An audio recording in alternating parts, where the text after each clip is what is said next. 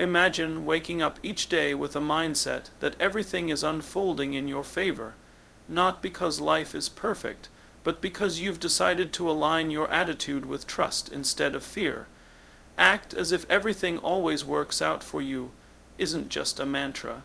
It's a way of living that changes how you walk into rooms, how you recover from failure, and how you face uncertainty.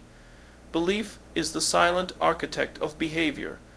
It guides how you see the world, how you interpret situations, and how you react to them.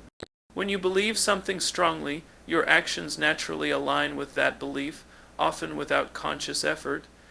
If you believe you're capable, you'll walk into challenges with confidence. If you believe you're destined to fail, you'll likely hold back, sabotage progress, or avoid trying altogether. What you believe about yourself becomes the lens through which you move through life. It colors your choices, defines your habits, and sets your limits. When someone adopts the mindset that things are always working out for them, they begin to carry themselves differently. They don't crumble at the first sign of difficulty because their belief system tells them the setback is temporary.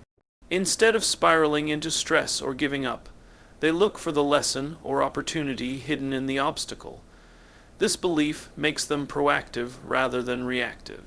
They don't sit around waiting for the perfect moment. They trust that any moment can be turned into something meaningful if they show up with the right mindset. Belief also affects the risks you're willing to take. When you believe in your ability to adapt and succeed, you're more likely to step outside your comfort zone. You apply for that job, start that business, ask that question, or take that leap. Belief overrides fear because it convinces you that, no matter what, you'll find a way through. People with limiting beliefs tend to shrink themselves. They don't take chances because they assume failure is inevitable. But when you switch the internal narrative to "things always work out for me," you begin to act with courage. That courage compounds. Every time you see evidence that your belief might be right, it grows stronger, which fuels more bold action. This relationship between belief and behavior is not just about confidence. It's about creating a new identity. If you wake up every day believing you are someone who follows through, shows up strong, and finds a way, your behavior will follow suit. The reverse is also true. Doubt leads to delay. Fear leads to inaction. Unworthiness leads to hesitation.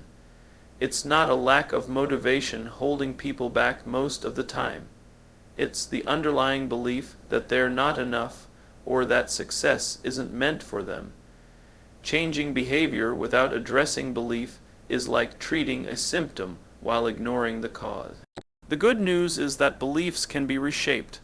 They're not fixed truths. They're stories you've accepted over time. You can start telling a new story today. You can decide to believe that you are resilient, resourceful, and worthy of the life you envision. At first, it may feel like pretending, but over time, your brain begins to accept the new belief as truth, especially when you act in alignment with it consistently. Belief becomes behavior, and behavior becomes identity. When your belief system tells you that life works in your favor, you move with trust. You stop trying to force outcomes and start creating momentum. You carry peace instead of panic. You build patience instead of pressure. And ironically, that's when life really does start working out for you. Not because of magic, but because your belief rewires your behavior, and your behavior reshapes your results. Life is unpredictable. Circumstances shift without warning, plans fall apart, and moments you thought were secure can suddenly collapse. But within that unpredictability lies your greatest asset, resilience. It's not the absence of hardship that sets people apart, but their response to it. Some will wait for the perfect moment, for life to be smooth, for conditions to be ideal before they take action or move forward. But others realize that circumstances don't define outcomes, resilience does. Resilience is the inner muscle that says, "This won't break me," even when everything feels like it could. It's the mental and emotional grit that allows someone to bend without breaking, to adapt instead of collapse. Where others see obstacles as stop signs, Resilient individuals see them as tests of will and character. They know pain may slow them down, but it won't stop them. They feel disappointment, frustration, and even fear, but they don't let those emotions become the drivers of their choices. There will always be circumstances outside of your control. You cannot stop unexpected losses, setbacks, or detours from happening. What you can control is how you respond. Resilience isn't about pretending everything is fine. It's about staying grounded in who you are, even when things aren't. It's making the choice to continue showing up, even when you don't have all the answers. It's deciding that you are still worthy of effort, healing, and hope, even in the middle of uncertainty. Often, people give too much power to their external situation. They wait for the storm to pass before they believe they can build something meaningful. But storms don't always pass quickly. Some seasons are long, and if you're always waiting for life to feel easier before you start living fully, you'll miss years of growth. Resilience teaches you how to dance in the rain, not just wait for the sun. It says, "I'll figure it out as I go." It turns pain into perspective, loss into lessons, and pressure into strength. What builds resilience is not one big decision, but thousands of small ones. It's choosing to get up and try again, even after failing. It's asking for help when pride wants to stay silent. It's committing to your values when it would be easier to compromise. It's not glamorous, and it doesn't always look strong from the outside. Sometimes, resilience looks like taking one deep breath at a time.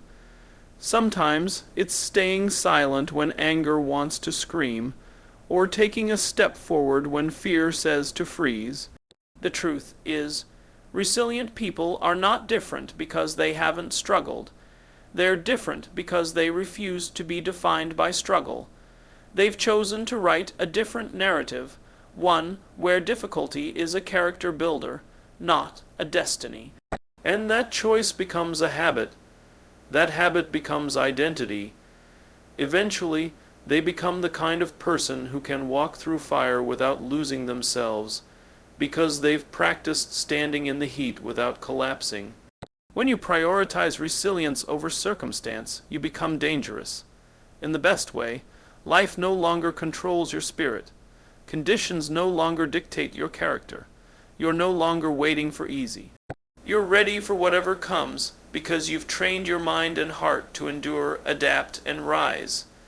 That's when real confidence is born, not from a perfect life, but from knowing you can handle an imperfect one and still find meaning, purpose, and strength within it. We live in a world that glorifies control. We're taught to plan every detail, predict every outcome, and organize our lives with precision. And yet, life often doesn't cooperate. Circumstances shift, people change, and outcomes rarely align perfectly with our expectations.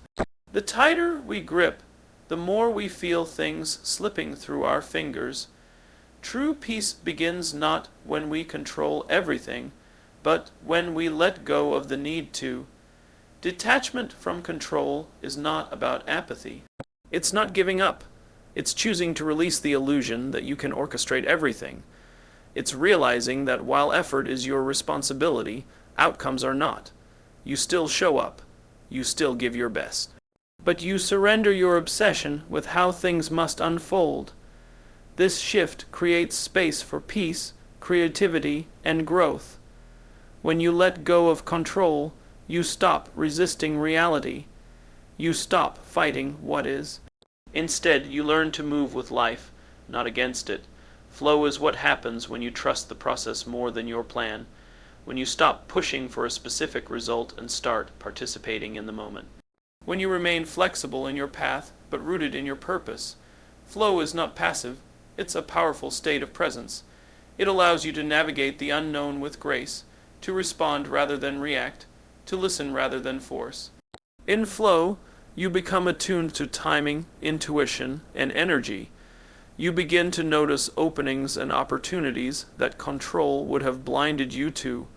Letting go of control is also a profound act of self-trust. It means you believe in your ability to handle whatever arises, even if it's not what you expected. You're no longer driven by fear of what might go wrong. You're anchored in the belief that you'll adjust, pivot, and grow through whatever shows up. This is the mindset that liberates you from the exhaustion of trying to manage everything. It lifts the pressure off your shoulders and gives you back your presence. Detachment brings clarity. When you're not consumed by how things should be, you begin to see things as they are. You stop trying to mold people into your expectations. You stop resisting outcomes that don't match your timelines. Instead, you listen, you observe, you learn. Flow allows for curiosity. It invites humility. It reminds you that life is not a straight line. It's a dynamic experience of highs, lows, twists, and detours. Every moment has something to teach, but control keeps you too tense to absorb the lessons. In this state of openness, growth accelerates. You become more adaptable, more emotionally agile. You begin to move through life with less friction. You learn to ride the waves rather than drown in them. Challenges become opportunities to practice resilience. Delays become moments to develop patience. Rejections become redirections. When you're not fixated on control, everything becomes part of the journey, not a threat to it. This shift isn't easy.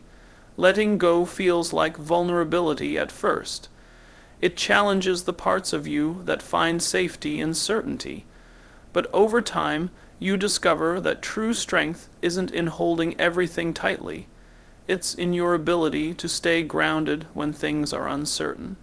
Peace doesn't come from certainty. It comes from trust, not just in life, but in yourself. That trust becomes your anchor. It steadies you in the chaos. It allows you to breathe even when plans fall apart. And it frees you to live fully, here now, in the only place you've ever had any real power. Detach from control. Embrace the flow, not because you've stopped caring, but because you've started living. Energy is not something abstract or intangible. It's a real force that influences how people perceive and respond to you. The way you carry yourself, the thoughts you hold, the emotions you nurture, and the actions you choose all shape an invisible yet powerful field around you. When you operate from a place of confidence, authenticity, and inner peace, that energy becomes magnetic. People may not be able to articulate why they're drawn to you, but they feel something. A pull, a presence, a resonance that's undeniable.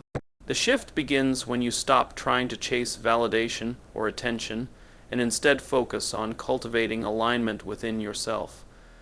When your values, beliefs, and actions are in harmony, you exude a calm certainty that draws people in.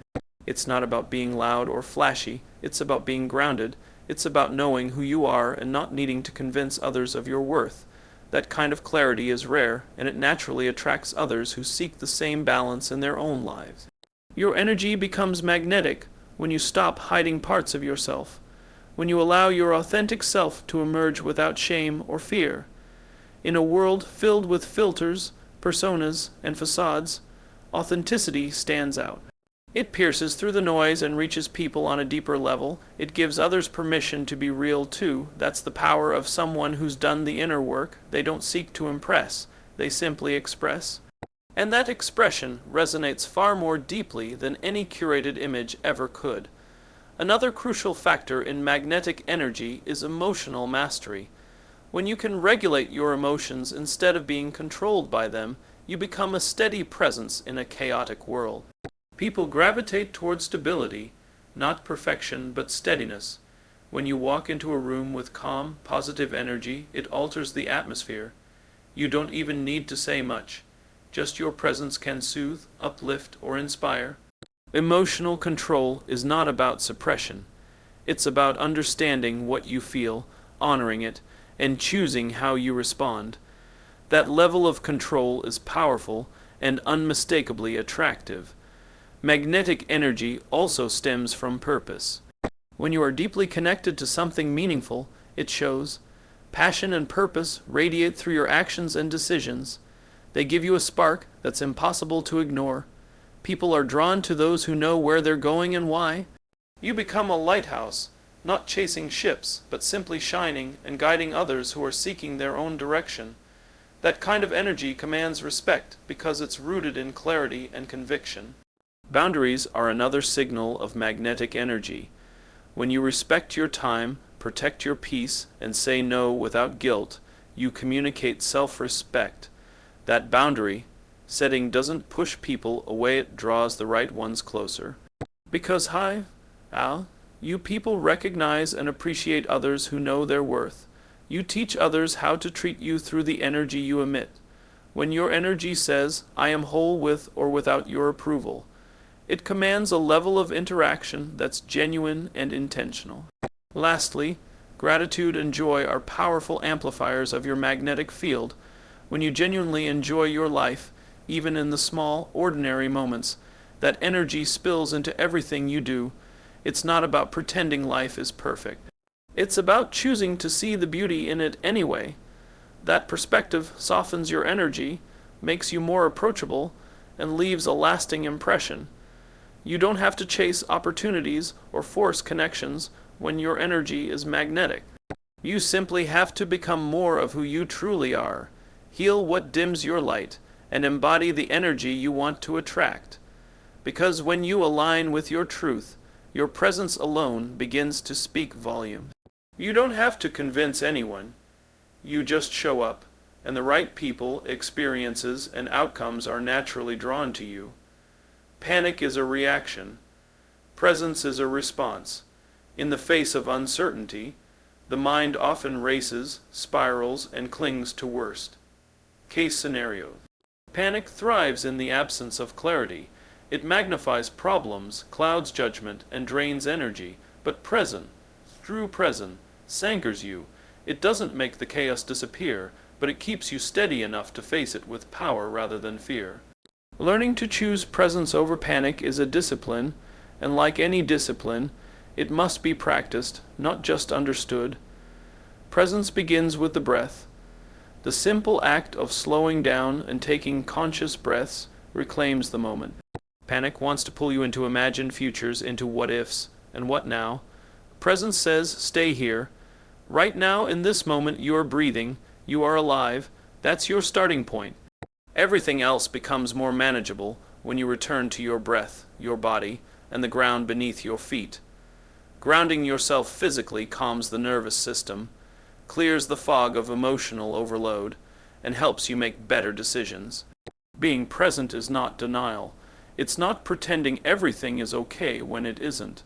It's about facing reality as it is, not worse than it is, not as you fear it might become, but as it actually is. Panic often comes from the stories we add to reality. Presence strips away the noise and brings your focus to the only place power exists, the now. It's only in this moment that action can be taken, clarity can be restored, and peace can be found, even if just in small amounts. Presence is a skill that helps you manage emotional reactivity. When you train yourself to pause instead of immediately reacting, you create space. In that space, you can choose how to respond. You are no longer a puppet of your environment or your emotions. You become the one steering the wheel, not the storm that surrounds it. That's not weakness, that's power. Calm is not the absence of pressure, it's control under fire. It's a quiet confidence that says, I can handle this, one breath at a time. Being present sharpens your intuition. When you're not drowning in panic, you can actually hear yourself. You can feel what's right, what needs to be done, and what can wait. Your awareness expands. You see the options that panic tries to hide. You hear the voice of wisdom that whispers beneath the noise. That voice is often drowned out by urgency and fear, but presence makes it louder. Another gift of presence is connection. When you're grounded in the moment, you become more available to yourself, to others, and to the truth. Panic isolates. It makes you feel like you're the only one, like everything is slipping through your fingers. Presence reminds you that you're not alone, that solutions exist, and that you are capable. When others see your presence in chaos, they gravitate toward you. You become a calming force in turbulent spaces, and that alone creates ripple effects of stability and strength. Choosing presence over panic is not about perfection. You will still feel fear, stress, or overwhelm, but you won't be ruled by them. You'll know how to come back to yourself. That's the difference. You'll catch yourself spiraling and say, breathe, ground, focus. Each time you do, you build a stronger muscle of resilience. There will always be things outside your control, but presence, that's yours to claim, and the more you claim it, the more you grow into someone who moves through life with clarity, grace, and power, no matter what storms may come. Presence becomes your superpower, your calm within, and your advantage in any situation. Faith is often mistaken for a fleeting feeling, a surge of emotion that comes and goes based on how good or bad life looks in the moment. But real faith, faltering, grounding, transformative faith isn't something that drifts with the emotional tide. It's a discipline. It's a choice you make repeatedly, regardless of how you feel. It's the quiet decision to believe even when everything around you screams doubt. Faith requires consistency, effort, and intentional practice, especially when the evidence you want hasn't shown up yet. Discipline means doing something whether you feel like it or not. It means showing up on the days your soul feels heavy, when your prayers seem unanswered, and when your vision feels cloudy. This kind of faith doesn't need ideal conditions to thrive. In fact, it grows strongest in uncertainty. Every time you decide to keep going, to keep trusting, and to keep believing without tangible proof, you're strengthening your faith muscle. Faith as a discipline is about habits. It's about what you do every day that reinforces your trust in something greater than your circumstances. Whether it's starting your morning with a moment of gratitude, meditating, journaling your hopes, or simply pausing during chaos to whisper, "I trust," you are training yourself to lean on belief over fear. You're teaching your mind to default to hope instead of panic, to patience instead of despair. Disciplined faith also means choosing your focus wisely. What you feed grows. If you feed your doubts, fears, and insecurities daily, they'll become stronger. But if you feed your faith, by surrounding yourself with uplifting voices, reading things that inspire you, remembering the times you've overcome before, you begin to rewire your inner dialogue. You begin to create a foundation so strong that even when life shakes you, you don't fall apart. This kind of faith is not passive. It requires action. Acting in faith might look like applying for an opportunity even when you feel unqualified. It might mean letting go of a toxic situation with no clear backup plan, but a quiet certainty that something better is coming. It might mean speaking affirmations over your life even when your reality hasn't caught up yet. These acts are not fueled by emotion. They're fueled by disciplined belief. People often wait to feel confident before making a move. But disciplined faith moves first and lets the feeling catch up later. It understands that breakthroughs often happen after many days of showing up when nothing seems to be working. It's about believing in the seeds you've planted, even before you see any sign of growth.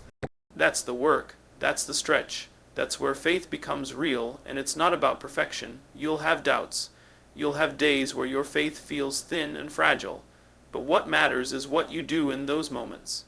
Do you surrender to fear, or do you pause, regroup, and come back to belief? Discipline means returning again and again to your core trust, even when it's inconvenient, even when it hurts, even when you're tired. Faith isn't meant to make you feel good all the time. It's meant to anchor you so you don't drift when life gets hard. It's a lens that helps you see beyond your current limitations and live with courage. Discipline turns faith from an occasional comfort into a constant companion. It becomes part of who you are, how you think, and how you move in the world. You don't need perfect circumstances to have strong faith. You need repetition, practice, and daily commitment. Over time, that disciplined faith becomes unshakable, not because everything always goes your way, but because you've trained your heart to trust even when it doesn't. That's the kind of faith that changes lives. Faith, when treated as a discipline rather than just an emotion, becomes one of the most powerful forces in your life. It stops being something you reach for only when you're desperate and starts becoming the foundation you build everything on. When you practice it daily, through your thoughts, actions, and choices, you create inner strength that doesn't collapse under pressure. It's not about never doubting, it's about showing up in belief even through the doubt. Real transformation happens not because everything suddenly gets easier, but because you've trained your mind and heart to stay rooted when life gets unpredictable. So hold your faith like a habit, not a hope. Make it a choice, not a convenience, and let that quiet, steady trust guide you into the life you were always meant to live.